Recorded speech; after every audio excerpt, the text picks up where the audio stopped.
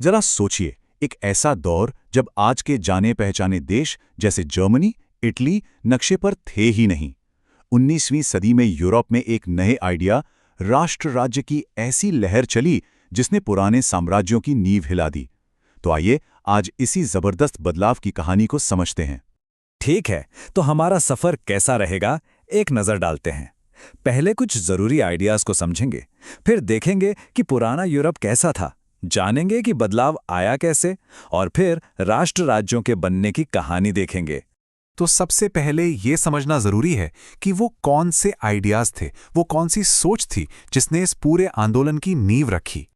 देखिए, राष्ट्रवाद की बात करने से पहले हमें यह समझना होगा कि आखिर राष्ट्र होता क्या है। ये सिर्फ जमीन का एक टुकड़ा या सरहदें नहीं है, नहीं, ये उससे कहीं ज्यादा गहरा है।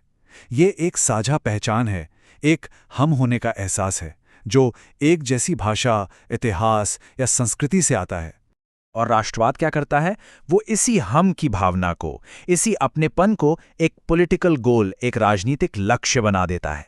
मतलब हमारा अपना शासन होना चाहिए, हमारा अपना एक देश हो। तो ये राष्ट्रवाद की लहर उठी किसके खिलाफ? इसी निरंकुशवाद के खिलाफ। ये वो सिस्टम था जहां एक राजा की मर्जी ही कानून थी। उसे कोई रोकने टोकने वाला नहीं था, चाहे वो कितने ही अलग अलग तरह के लोगों पर शासन क्यों ना कर रहा हो। और फिर सामने आया एक बिल्कुल नया आइडिया, एक नया फलसफा, उदारवाद। ये वो सोच थी जिसने बदलाव की इस आग में घी का काम किया। अब लोगों को चाहिए थी व्यक्तिगत आज़ादी और कानून के सामने सबकी बराबरी।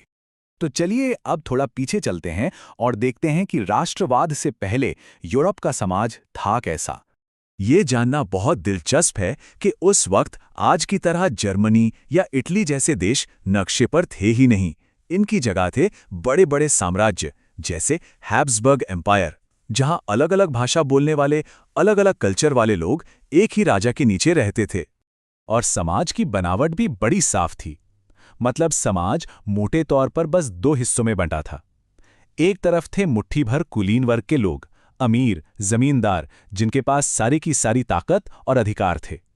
और दूसरी तरफ थी किसानों की विशाल आबादी, जिनके पास कोई अधिकार ही नहीं थे।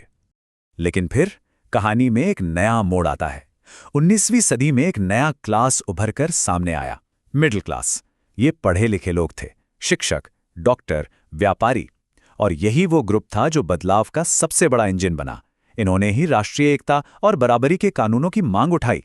तो सवाल ये उठता है कि वो कौन सी वजहें थीं, वो कौन से इंजन थे जिन्होंने इस बदलाव को इतनी तेजी से आगे बढ़ाया। तो देखिए, इसके पीछे कई वजहें थीं। एक तो राजाओं का दमनकारी शासन था, फिर उदारवाद जैसे नए विचार फैल रहे थे। स्वतंत्रता, समानता और बंधुत्व का नारा हर तरफ गूंज रहा था। और जैसा हमने देखा, पढ़े लिखे मध्य वर्ग ने इस आग को और हवा दी। और अगर इस पूरे बदलाव की एक अकेली सबसे बड़ी चिंगारी की बात करें तो वो थी 1789 की फ्रांसीसी क्रांति। ये पहली बार जब सत्ता एक राजा के हाथ से निकलकर देश के नागरिकों के हाथ में आई। इसने पूरे यूरोप के लिए एक रास्ता दिखा दिया। और इसी क्रांति और उथल-पुथल के दौर में एक नाम सामने आया जिसने न सिर्फ फ्रांस बल्कि पूरे यूरोप का इतिहास बदल कर रख दिया, नेपोलियन बोनापार्ट। नेपोलियन की कहानी वाकई कमाल की है। 1769 में जन्म हुआ और अपनी काबिलियत के दम पर महज 24 साल की उम्र में सेनापति बन गया। उसने फ्रांस को एक के बाद एक जीत दिलाई, जबरदस्त लोकप्रियता हासिल की और आखिरकार फ्रांस का शासक बन बैठा। तो चलिए अब देखते हैं कि क्रांति के इन विचारों ने असल में जमीन पर राष्ट्र राज्यों को कैसे शक्ल दी, कैसे उन्हें बनाया। ये एक लंबा सफर था।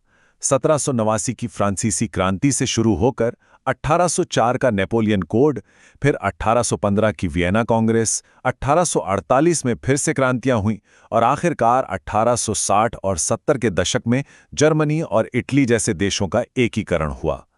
अब जर्मनी के एकीकरण में एक बहुत ही दिलचस्प चीज हुई। पहला बड़ा कदम किसी जंग से नहीं बल्कि एक आर्थिक समझौते से आया।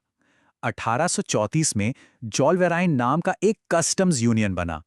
इसका सीधा सा मतलब था कि सदस्य राज्यों के बीच व्यापार पर लगने वाले टैक्स खत्म कर दिए गए।